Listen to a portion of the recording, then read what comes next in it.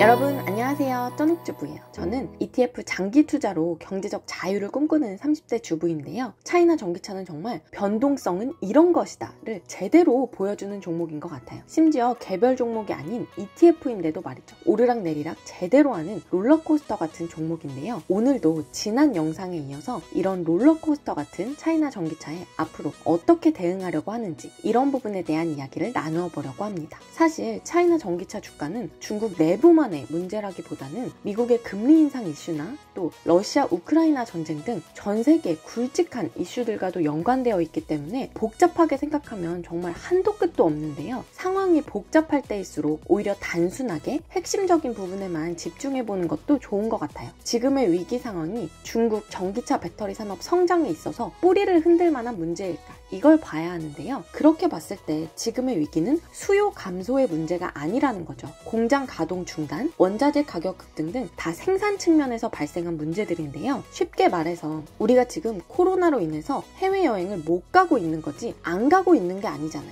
이게 확 풀리는 순간 얼마나 많은 사람들이 그동안 참았던 해외여행 욕구를 폭발시키겠어요. 마찬가지로 지금은 여러 가지 상황상 전기차 생산이 지연되거나 중단돼서 생산을 못하고 있는 상황이지 시장에서 또 고객들에게 전기차가 외면받아서 수요가 감소해서 생산을 안 하고 줄인 상황이 아니라는 거죠. 중국 전기차 시장의 수요가 여전히 탄탄하다는 걸 어떻게 확인할 수 있나? 중국 전기차 배터리 산업의 성장성이 여전히 유효하다는 건 숫자가 말해주고 있는데요. 표를 보시면 일단 2017년부터 2021년까지 전기차 판매 대수 자체가 폭발적으로 성장하고 있는 걸 볼 수 있고요. 그 중에서도 지난해 중국 전기차 판매량은 정말 압도적인데요. 지난해 중국에서 판매된 전기차는 332만 8천여 대로 전 세계 판매량의 50%를 차지했어요. 2위인 독일의 69만 대, 3위 미국의 67만 대에 5배에 육박하고 있죠. 근데 여기서 더 놀라운 건 중국 공안부에 등록된 전체 차량 4억 200만 대 가운데 순수 전기차를 포함한 신에너지 차량은 891만 5천 대로 여전히 2.9%, 약 3%에 불과하다는 거예요. 우리가 보통 2030년 정도 되면 글로벌 자동차 시장에서 순수 전기차 비중이 40% 정도 될 걸로 전망하는데 이렇게 봤을 때 아직도 중국 자동차 시장에서 전기차 시장의 확장력이 엄청나다는 걸 확인할 수 있죠. 따라서 단기적으로 지금의 상황이 분명 악재인 건 맞지만 급격하게 수요가 감소한 상황이 아니기 때문에 락다운이나 원자재 가격 문제 등이 조금 잡히고 나면 얼마든지 상황이 빠르게 회복될 수 있다는 거죠. 당장 폭스바겐만 해도 봉쇄 문제가 풀리기만 하면 추가 교대조를 투입해서 그동안의 생산 부진을 메꿀 계획을 짜고 있다고 하고요. 사실 지금 상황이 장기적 악재인지 아닌지는 해당 기업들이 가장 잘 알겠죠.